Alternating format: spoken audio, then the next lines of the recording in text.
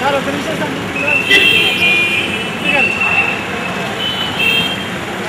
Sir చూడండి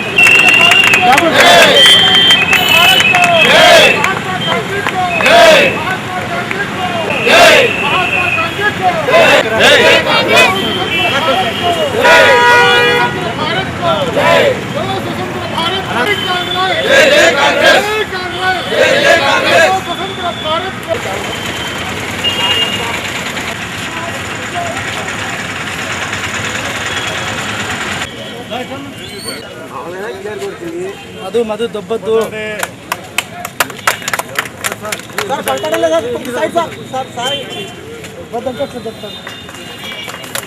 बोलो स्वतंत्र भारत को, बोलो स्वतंत्र भारत को, बोलो स्वतंत्र भारत को। महात्मा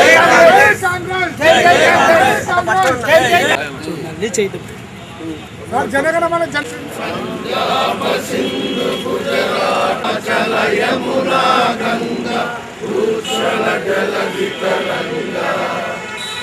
शुभ नामे जाहे तव शुभ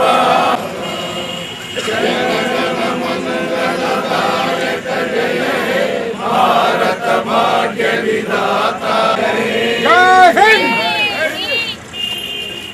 ఇక్కడ మన రాష్ట్రంలో ఉన్నటువంటి కార్యక్రమంలో కూడా కలిసి సాగడానికి మనం అంతా ప్రయత్నం చేయాలని నేను కోరుతున్నాను. ఇందులో లొసుగులు మ్యాచురేషన్ పాయింట్ వచ్చేవారు ఎవరు కూడా ఇక్కడ ఈ జరిగిన కార్యక్రమాలు ఎవరికి కూడా ఇంకా కొన్ని లొసుగులు ఉన్నాయి లేదని చెప్పడం లేదు. కానీ ఏమున్నా కూడా కష్టకాలంలో ఉన్నాం. మనం ఏమున్నా సరే ధైర్యంగా ఎదుర్కొని మన కాంగ్రెస్ నిర్వీర్యంగా పెట్టారు. మా వైస్ ప్రెసిడెంట్ క్లుప్తంగా మాట్లాడాను. సభాధ్యక్షులు మంత్రి గారు టీజీ వెంకటేష్ గారికి, కోర్టు శాసనసభ్యులు మురళీకృష్ణ గారికి, వేదిక అయినటువంటి ఇవన్నీ కూడా ప్రసాదం ఇచ్చినటువంటి మన నాయకులు మహానాయకులందరూ కూడా మనం మన్నం చేసుకోవాలి. ఆ దేశ నాయకులు చేసినటువంటి కృషి వల్ల మనం ఏదో ప్రశాంతంగా ఉన్నాం. ఈ అవకాశం ఇచ్చినటువంటి పెద్దలకు అందరికీ ధన్యవాదాలు తెలుపుకుంటూ సెలవు. స్వాతంత్రం కోసం అహర్నిశలు కృషి చేసి దేశ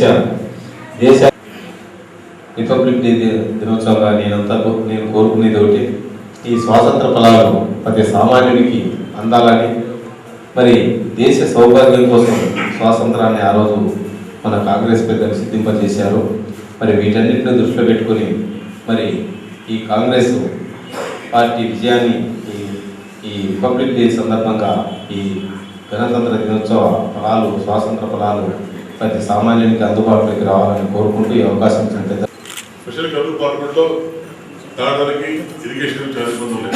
అధికారులు పౌరులు ఉపయోగించి ఎప్పుడైతే మన నారాయణ ఇప్పుడు ఎల్ఎల్సి కింద కానీ లేదా ఎత్తిపోత పథకం కానీ పెడితే శాశ్వతంగా మన గ్రామాలకు తాగి సమస్య తొలిపోతుంది. దాంతోపాటు ఇరిగేషన్ కూడా సమస్యలు తొలిపోతుంది.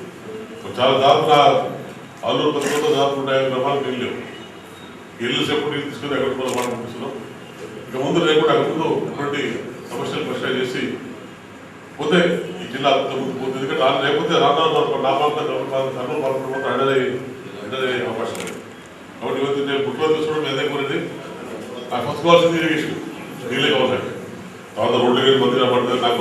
కాబట్టి మీకు మీరు కొద్దిగా కాబట్టి చిన్న నీళ్ళు పదవులు కాబట్టి తప్పకుండా మీకు అధికారం పెంచి మా ప్రాంతాన్ని అభివృద్ధి తగిన విధంగా అంబేద్కర్ గారి నాయకత్వాన చాలామంది కూర్చొని నాగప్ప గారు అంటే నాగప్ప గారిని మర్చిపోయేసేసి బుచ్చన్న ఫాదర్ నాగప్ప అనే స్థితికి వచ్చాం. నాగప్ప కొడుకు బుచ్చన్న అని మర్చిపోయేసి బుచ్చుబాబు మర్చిపోయేసి బుచ్చుబాబు తండ్రి నాగప్ప అంటే రాజ్యాంగం రాసిన మెంబర్లో ఆయన ఉండి ఆయన కొడుకు బుచ్చుబాబు తండ్రి అంటే బాగాలేదు.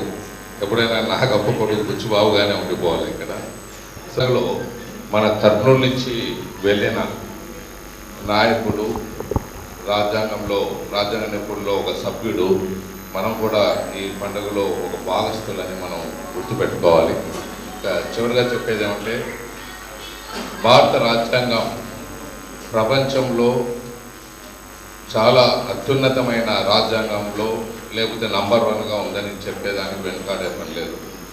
ముఖ్యంగా ఏమంటే ఈ రాజ్యాంగం ఎలా ఉందంటే ఒక మారు ప్రైమ్ మినిస్టర్ పవర్ఫుల్గా ఉంటాడు, ఒక మారు ప్రెసిడెంట్ పవర్ఫుల్ ఉంటాడు, ఒక మారు సుప్రీంకోర్టు జడ్జి పవర్ఫుల్ ఉంటాడు, ఒక మారు స్పీకర్ పవర్ఫుల్ ఉంటారు. సో రాజ్యాంగం ఎలా ఉంటుందంటే ఆ పరిస్థితులకు అనుగుణంగా, దేశంలో పరిస్థితుల అనుగుణంగా ఎవరికి వారు కేటాయితారు. దానికి ప్రతి ఒక్కరూ శిరసా వహిస్తుంటారు. ఇది భారతదేశంలో ఉండే రాజ్యాంగంలో గొప్పతనం అని తెలియజేస్తుంది. ఇటువంటి రాజ్యాంగం ఎక్కడా ప్రపంచంలో లేదన్నమాట. సో ఎవరికి వారు ఆ సమయానుకూలంగా పవర్ఫుల్ అవుతారు. సో అదే దీంట్లో ఉన్న గొప్పతనం. అలాగే ఇక్కడ ఉండే వెనకబడిన వాళ్ళకు కూడా సెక్యూరిటీ, ఇంక్లూడింగ్ మైనారిటీస్కు సెక్యూరిటీ ఇచ్చిన దేశము, ప్రపంచ దేశం, ప్రపంచంలో భారతదేశం అని మర్చిపోకుండా ఇటువంటి పండుగను మనమందరూ ఈరోజు పాల్పంచుకోవటం ధన్యవాదాలు తెలియజేస్తూ సెలవు తీసుకుంటాం. కార్పొరేటర్స్ అంతా కూడా మేము కార్పొరేషన్ పదవి లేదు కదా అని చెప్పి ఇంట్లో ఉండడానికి కార్యకర్తలమంతా కూడా మన విధి నిర్వహణలో ఎలాంటి లోపం లేకుండా వార్డులో తిరిగి మన ప్రజలకున్న ఇబ్బందులు తొలగించడానికి అందరము మనం మనస్ఫూర్తిగా కృషి చేయాలని ఈరోజు ఈ రిపబ్లిక్ డే దినోత్సవ సందర్భంలో మనం అందరం పూనుకోవాలి. ఇది ఎందుకు చెప్తున్నానంటే ఈరోజు ఒక పార్టీ రావచ్చు, ఇంకో పార్టీ పోవచ్చు. శాశ్వతంగా ఉండే పార్టీ కాంగ్రెస్ పార్టీ, మంచి చెడ్డలకు అనుభవించే కాబట్టి మనం రేపు మంచి చేసినా చెడ్డ చేసినా మనకి ఇంతవరకు మనం చూసి క్రిటిసైజ్ చేసి మాట్లాడేవారే కానీ మేము ఫలానా చేసినాము, ఇది మీరు చేయలేదని చెప్పేవాళ్ళు ఒక్కరూ లేరు. మీరు చేయలేదని ఏదో తప్పును పట్టుకొని మాట్లాడేవాళ్ళే కానీ మేము ఇన్ని ఘనకార్యాలు చేసినాము అని చెప్పే పార్టీ ఒక్కటి కూడా ఇంతవరకు మన దేశంలో ఇంతవరకు ఉద్భవించలేదు. మరి ఇంకా ఏమైనా కొత్త పార్టీలు వచ్చినా కూడా అవి అప్పుడప్పటికి ఉంటాయి. మనం దాని గురించి పెద్దగా ఆలోచన చేసి మన తలలు చెడగొట్టుకోకూడదని నేను మీ అందరికీ భావిస్తున్నాను. మనం ఇంట్లో నుంచి ఉన్నాం, కాంగ్రెస్ పార్టీలో ఉన్నాం, కాంగ్రెస్ పార్టీ మంచెడ్డలతోటే ఉన్నాం.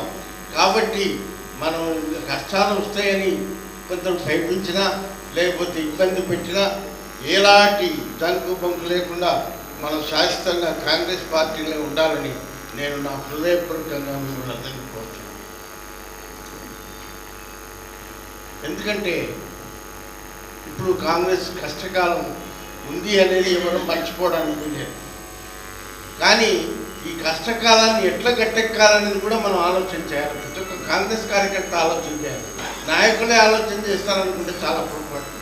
నాయకులు ఒక్కరే ఆలోచన చేయరు, కార్యకర్తలు ఆలోచన చేసి ఈ విధంగా పోతే మన పార్టీ ఇంకా ప్రతిష్టంగా ఉంటుంది, ఎలాంటి దెబ్బతలకుండా ఉంటుంది అనేది మనం ఆలోచన చేయాలని కోరుతున్నాను. మరి మనం మంచి పేరు తెచ్చేదానికి మనం అందరం కూడా ఎన్ని మనలో చిన్న చిన్న లోపాలను సరిదిద్దుకొని అందరం కూడా ఐకమత్యంగా మన కర్నూలు జిల్లాలో కాంగ్రెస్ మంచి పేరు ప్రతిష్టలతో ఎప్పుడో ఉంది. ఈరోజు కాదు, విజయభాస్కర్ రెడ్డి గారి టైంలో చైత్రేమి, సంజయ్ గారి టైంలో ఎప్పుడైతేనేమి మన జిల్లాకు మంచి పేరే ఉంది. కానీ ఆ పేరు పోగొట్టుకోకుండా మనమందరం కూడా కాంగ్రెస్ వారమే. ఈ జిల్లాలో కాంగ్రెస్కున్న ప్రతిష్ట ఎవరికి రాబోదు అనేది రుజువు చేసడానికి మనమందరం ఏకకంఠంతో కాంగ్రెస్ని బలపరుస్తూ కాంగ్రెస్ సిద్ధాంతాలని మనం అనుసరిస్తూ మన కర్నూలు పట్టణాన్ని మంచి ఈరోజు నేను మేయర్ లేకపోయినా లేకపోతే మా ఎవరు పదవులు శాశ్వతంగా ఈరోజు ఉండొచ్చు లేదు, కానీ పదవి లేదు కదా అని మనం ఏదో ఇంట్లో కూర్చొని మా పని అయిపోయింది కాబట్టి మేము ఇక్కడ కూర్చుంటామంటే అది చాలా తప్పు. దయచేసి మన పని ఉన్నా లేకపోయినా మన కార్యక్రమాలను మన మంత్రి గారితో అయితేనేమి, మన ఎంపీ గారితో అయితేనేమి, చెప్పి విపులంగా వారికి కూడా నచ్చజెప్పి మన కార్యక్రమాన్ని నిర్విఘ్నంగా కొనసాగడానికి చేయాలని. మన కర్నూలులో చాలా లోపాలు ఉన్నాయి, లేవని చెప్పలేను, కానీ వాటినన్నింటినీ కూడా మనకు మంచి నాయకత్వం ఉంది. పార్లమెంట్లో మన సూర్యప్రకాష్ రెడ్డి గారు, మనకి ఇక్కడ మంచిగా వెంకటేష్ గారు ఉన్నారు. మిగతా కార్యకర్తలంతా కూడా మంచి శక్తి సామర్థ్యం గల కార్యకర్తలు మన కర్నూలు పట్టణంలో ఉన్నారు. కాబట్టి మన కర్నూలు ఎలాంటి లోపం లేకుండా అన్ని నిర్విఘ్నంగా కొనసాగించాలని, మంత్రివర్యులు కూడా మనకు ఏది అవసరమో ముందు దాన్ని కేటగారికల్గా 1, 2, 3, 4 అని లెక్క తీసుకొని ముందు బీద ప్రజలకు ఏ ఇబ్బందులు ఉన్నాయో తొలగించి తర్వాత కర్నూలు పట్టణంలో ఉన్న ఇబ్బందులను తొలగించడానికి మంత్రివర్యులు మా పార్లమెంట్ జూపాడ బిల్డింగ్ దగ్గర సీఎం గారు వస్తారు. అక్కడ రచ్చబండ కార్యక్రమం ఉంటుంది. తర్వాత కర్నూలులో ఎస్ఐబి క్యాంపులు స్టేడియంలో కనీసం ఒక 30,000 మందితో రచ్చబండ కార్యక్రమం, 30,000-40,000 మందితో రచ్చబండ కార్యక్రమం ఉంటుంది. మరి రచ్చబండ కార్యక్రమం మళ్ళీ మా నాయకులు ముఖ్యమంత్రి గారి ఉపన్యాసాలు ఇవంతా ఉంటాయి. తర్వాత జగన్నాథ్ దగ్గర 12:30 అక్కడ కూడా TV9 వాళ్ళు నిర్మించిన ఇండ్లకు ఇనాగ్రేట్ చేయబోతున్నాం. ఇది ఈరోజు రేపు కార్యక్రమం తెలియజేస్తున్నాం. సో దీనిలో అందరూ మీకు జగన్నాథ్ దగ్గర దూరంగా ఉంటుంది. మీకు వాహనాలు ఉన్న వాళ్ళు అక్కడికి రావచ్చు. ఇక్కడ స్టేడియంలో మాత్రం అందరూ మీరు మీ కార్యకర్తలు అందరూ రావాల్సిందని కోరుతున్నాం. ఎందుకంటే ఇటువంటి ముఖ్యమంత్రి గారు ప్రతి ప్రాంతంలోనూ అనౌన్స్ చేస్తున్నారు. కొన్ని మీరు పేపర్లు చదివి ఉంటారు ఆ ప్రాంతానికి సంబంధించిన కోరికలు. సో జనాన్ని బట్టి వాళ్ళకి ఊపు వస్తుంది. సో మనం ఎంత పెద్దగా కనపడతామో అంత ఊపు వస్తుంది. అంత చెప్పేదానికి ఒక నాయకులకి ఎప్పటికీ జనాలు కనపడుతుంటే వాళ్ళకు ఒక చేయాలంటే తప్పని వస్తుంది.